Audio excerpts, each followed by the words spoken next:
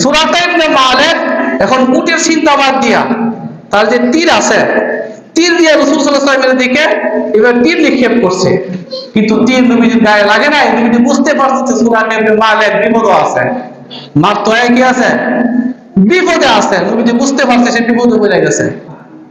রাসূল সাল্লাল্লাহু আলাইহি ওয়াসাল্লাম এই সূরাটা ইবনে মালিকের কাছে আসছে। সূরাটা ইবনে মালিককে নবীজিকে হত্যা করতে আসছে, কিন্তু সূরাটা ইবনে মালিকের কাছে আইসা বলতেছে, সূরাটা তুমি যে কেন আসছো আমি তো জানি, কিন্তু তুমি তো বিপদে পড়ে গেছো গা, আর তোমার বিপদ পালে আমি চলে যাব, আল্লাহ তাআলা আমাকে এজন্য পৃথিবীতে পাঠান নাই। বলো তোমার কি উপকার করতে পারি? ও মুহাম্মদ, আমার উটের পা ডেবে গেছে, এটা একটু উড়াইয়া দিলে দোয়া করে দেন। দিলে তো ভালোই, তুমি যে দোয়া করছেন সে উঠে গেছে। সুবহানাল্লাহ।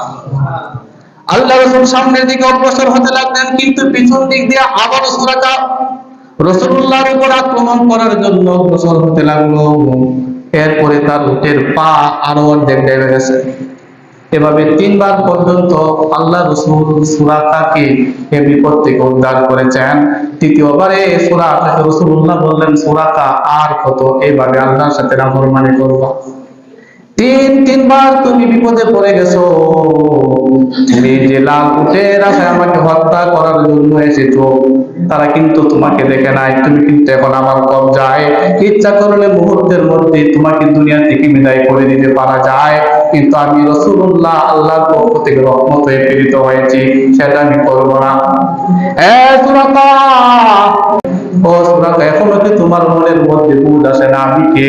সূরাটা এবার আল্লাহ রাসূলের উত্তম আদর্শ দেখা কালিমা পড়ে মুসলমান হয়ে গেলেন।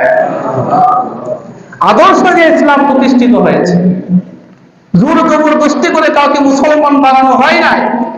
আল্লাহ রাসূলের আদর্শের মাধ্যমেই ইসলাম পৃথিবীর দিকে দিকে ছড়িয়ে পড়েছে।